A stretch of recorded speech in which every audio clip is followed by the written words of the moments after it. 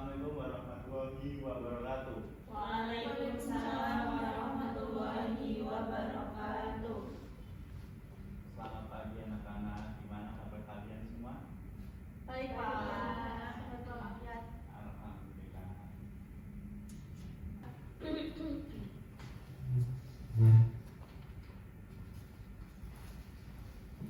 Untuk memulai pelajaran pada hari ini, sebaiknya kita berdoa terlebih dahulu sesuai dengan kepercayaan masing-masing. Berdoa dimulai.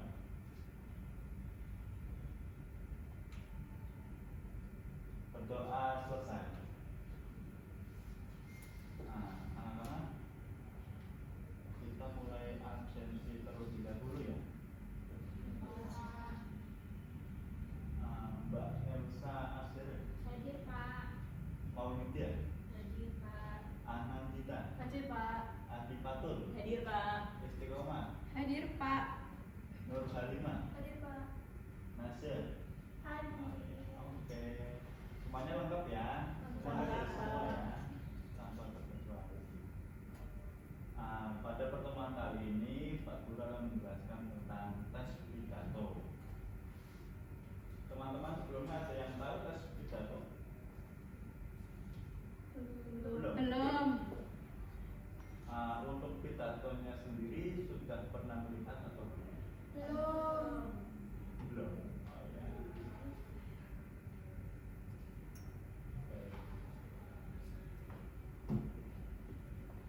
Untuk pengertian tersendiri, tes pidato adalah kegiatan komunikasi yang dilakukan oleh seseorang dengan tujuan menyampaikan dan menanamkan beragam ide, gagasan, dan konsep kepada halayak umum. Jadi tes pidato itu kita bisa berkomunikasi melewat tes pidato. Contohnya kayak dari yang membaca tes pidato ingin mencapai sebuah ide melalui pidato tersebut. Nah, pidato tersendiri juga mempunyai sebuah tujuan. Yang pertama ada informatif, yang dimana informatif disampaikan bertujuan untuk memberikan informasi atau pemahaman kepada audiens.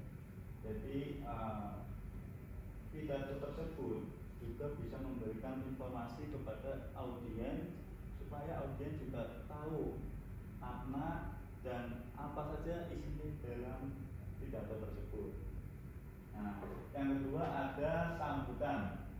Pidato yang disampaikan bertujuan untuk menyebutkan dan atau menyapa para tamu yang hadir dalam sebuah kegiatan. Contoh pidato peresmian, pidato pembukaan suatu acara. Jadi pidato juga bisa ditujukan pada suatu acara peresmian atau pembukaan suatu acara seperti pernikahan dan lain-lain. Yang ketiga ada rekreatif, bertujuan untuk membuat orang lain senang dengan pidato yang disampaikan karena bersifat menghibur. Nah, di sini loh, pidato juga bisa membuat audiens merasa terhibur. Berarti sifatnya tuh kayak pertunjukan juga bisa, tergantung dari pembawa teks pidato tersebut. Nah, yang keempat ada persuasif, bertujuan untuk memberikan pengaruh kepada orang lain agar bersedia mengikuti kemauan yang diinginkan oleh orator atau orang yang berpidato. Nah, di sini yaitu pidato juga bisa membuat audiens bisa merasakan apa yang diinginkan oleh orator atau orang yang berpidato, memiliki alurnya kemana seperti itu.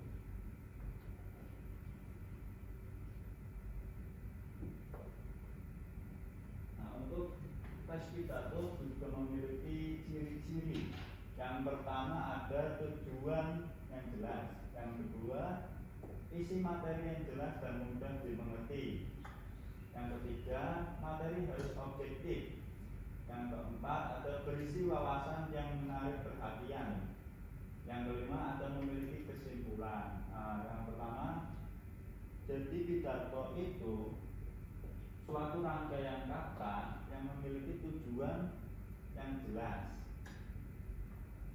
dan isi materinya mudah dimengerti dan mudah dipahami oleh audien.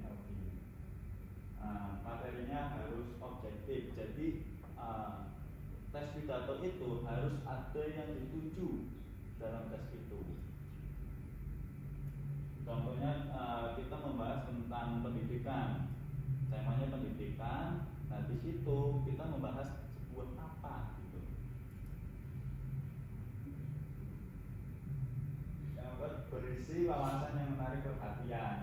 Pidato juga harus bisa menarik wawasan dan perhatian. Yang kelima adalah memiliki kesimpulan. Jadi di setiap pidato itu ada sebuah kesimpulan, bisa juga dalam bentuk amanat.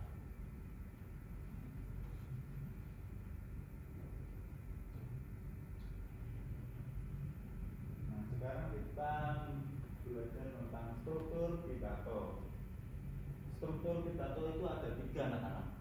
Yang pertama ada pembukaan, yang kedua isi, yang ketiga penutup. Nah, pembukaan umumnya mengandung salam pembuka, sapaan kehormatan, ucapan syukur, dan pengantar mengenai isi pidato. Contohnya apa? Ayo anak-anak, untuk pembukaannya. Oke, pintar sekali. Terima kasih. Nah, yang kedua ada isi, yang dimana umumnya mengandung informasi penting yang disampaikan dalam tulisan ini dengan data atau faktor mendukung agar pendengar antusias. Jadi di dalam isi ini kita membuat naskah atau tes pidato itu supaya audiens juga merasakan apa yang diceritakan atau apa yang dipidatokan oleh orator tersebut. Nah, di sini ada penutup. Umumnya mengandung kesimpulan dari pidato yang disampaikan, harapan, terima kasih, dan salam penutup. Dari kalian adakah yang tahu salah satu dari penutup pidato? Silakan Mbak Cita. Ucapan terima kasih. Terima kasih. Oke, Mbak Elsa. Dengan demikian, apa yang menyampaikan Oke, terima kasih ya anak-anak.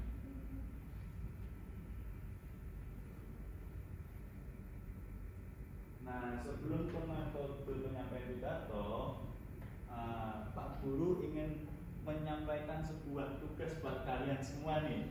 Dapat hadiah dari Pak Guru ini. apa? Dulu Pak. iPad. Spill dulu Pak. Hadiahnya tugasnya. iPad. Jadi anak-anak itu membuat suatu naskah atau tes pidato. Nanti salah satu bisa maju.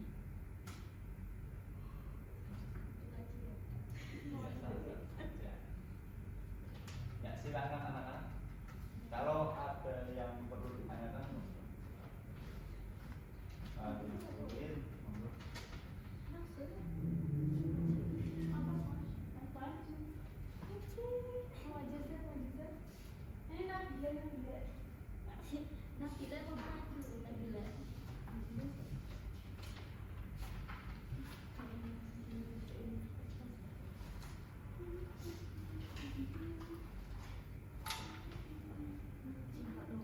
Bagaimana?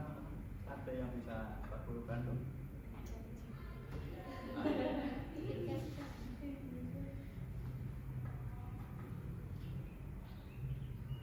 Ini nulis dulu nggak boleh Pak, nanti maksudnya lebih depan. Bapak kita belum tahu Bapak sebenarnya. Kan kita belum tahu nih Pak, pidato seperti apa, bisa dicontohkan. Coba Pak Guru baca pidato Pak Guru coba. Biar kami tahu Pak. Ya.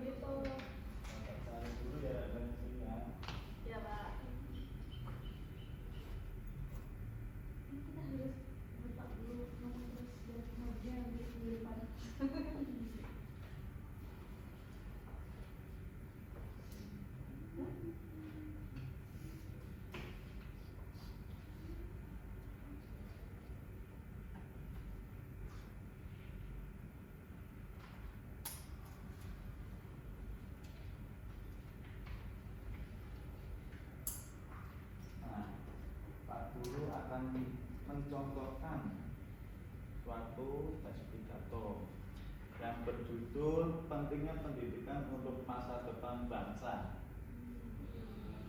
Nah, kita membahas tentang pendidikan ya. Assalamualaikum warahmatullahi wabarakatuh. Waalaikumsalam warahmatullahi wabarakatuh. Selamat pagi dan salam sejahtera bagi kita semua. Yang saya hormati Bapak atau Ibu serta teman-teman yang saya banggakan. Puji syukur kita panjatkan dari Allah Tuhan Yang Maha Esa, karena atas rahmat yang kita dapat berkumpul dengan sehat. Hadirin yang saya hormati, pada kesempatan ini saya akan menyampaikan pidato tentang pentingnya bagi kehidupan kita. Pendidikan merupakan kunci utama dalam meningkatkan kualitas sumber daya kehidupan kita. Dengan pendidikan, seorang dapat mengembangkan potensi diri serta memiliki peluang yang lebih baik di masa depan. Selain itu, pendidikan juga berperan penting dalam mengentaskan kemiskinan. Bangsa yang memiliki pendidikan tinggi cenderung lebih maju dan sejahtera. Oleh karena itu, kita sebagai generasi muda harus bersungguh-sungguh dalam belajar. Teman-teman yang saya banggakan, marilah kita memanfaatkan kesempatan belajar dengan sebaik-baiknya. Jangan pernah menyerah dalam menuntut ilmu, karena pendidikan adalah investasi terbaik untuk masa depan anak-anak. Demikian yang saya dapat sampaikan. Mohon maaf apabila ada kesalahan. Wassalamualaikum warahmatullahi wabarakatuh. Waalaikumsalam warahmatullahi wabarakatuh. Nah, barusan Pak Guru sudah mencontohkan tes pidato yang berjudul pendidikan untuk masa depan. Nah, anak-anak bisa mengikuti atau mencari tema. Kalau Pak Guru kan menceritakan temanya itu pendidikan.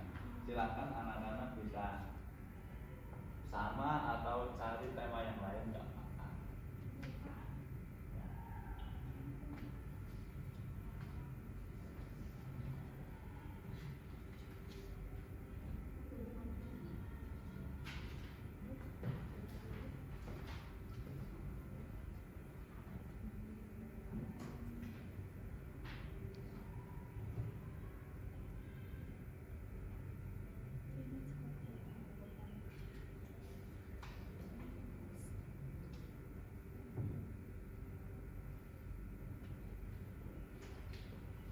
Gimana Mbak Anandita? Apakah sudah siap? Belum, Pak. Belum. Mbak Adifatul? Belum, Pak. Iya, itu panjang, Pak. Oh iya. Berarti untuk hari ini belum bisa ya anak-anak ya? Iya, Pak. Ya. Ya sudah, kalau seperti itu.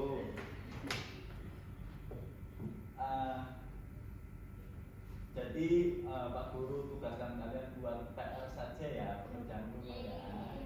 Tapi nanti minggu depan harus maju loh. Iya, Pak. Jangan kayak gini loh. Iya, Pak. Dalam membaca tes pidato juga memiliki metode atau cara kita menyampaikan dalam tes tersebut. Yang pertama ada impromptu, adalah metode pidato yang dilakukan secara langsung atau spontan tanpa adanya persiapan. Nah, jadi metode ini kita benar-benar spontan secara langsung, nggak ada persiapan dari kemarin. Nah, yang kedua ada memoriter, adalah metode berpidato dengan cara menghafalkan naskah tes pidato terlebih dahulu sebelum menyampaikan di depan umum. Nah, yang pertama kan tadi kan secara langsung. Nah, yang kedua ini jadi kita belajar dulu, kita melakukan persiapan dulu. kita menghafalkan tes tersebut. Nah, yang ketiga ada naskah.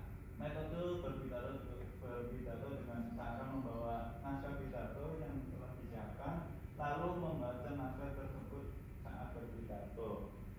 Nah, dalam membaca tes pidato itu memiliki berbagai cara. Dan tadi barusan Bapak itu sudah mencontohkan, menurut anak-anak itu Pak Guru menggunakan metode yang mana? Naskah. Yang naskah. Benar sekali, karena Pak Guru mencontohkan membawa naskahnya. Yang keempat ada estomporan. Berpidato dengan membuat dan membawa catatan kecil yang berisi poin penting atau garis besar isi pidato. Catatan kecil ini berguna untuk mengingatkan saat sedang berpidato agar tidak lupa. Tadi kan yang ketiga ada naskah. Yang keempat estomporan, yaitu kita tidak perlu membawa naskah yang full, tapi kita juga bisa membawa poin-poin yang sudah dicatatkan. Apabila suatu kita mengalami lupa ingatan, jadi kita bisa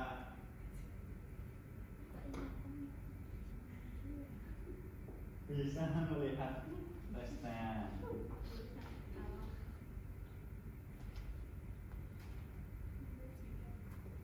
Nah, sebelum masuk kesimpulan, teman-teman, apakah ada yang mau ditanyakan? Cukup Pak. Belum ada. Oke. Jadi semua jelas atau kurang jelas? Jelas. Ya. Nah, di sini kesimpulan tes pidato adalah gagasan lisan berbentuk tes untuk menyampaikan pendapat di depan umum. Terstruktur atas pembukaan, isi dan penutup. Tujuannya meyakinkan, memotivasi atau menginformasikan. Penyampaian bisa menggunakan metode naskah, hafalan, impromptu, atau berdasarkan estomporan atau catatan kecil.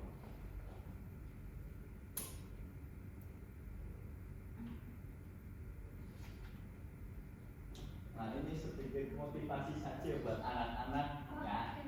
Masa depan adalah milik mereka yang mempercayai keindahan impian mereka. Jadi anak-anak jangan pernah ragu kalau mempunyai mimpi. Mimpilah setinggi-tingginya. Salah satu Di antara bintang-bintang. Oke. Untuk materi pada hari ini saya cukupkan. Karena tidak ada pertanyaan dari anak-anak, Pak Guru mohon pamit. Kalau ada kesalahan dalam kata maupun perilaku, mohon dimaafkan. Wassalamualaikum warahmatullahi wabarakatuh. Waalaikumsalam.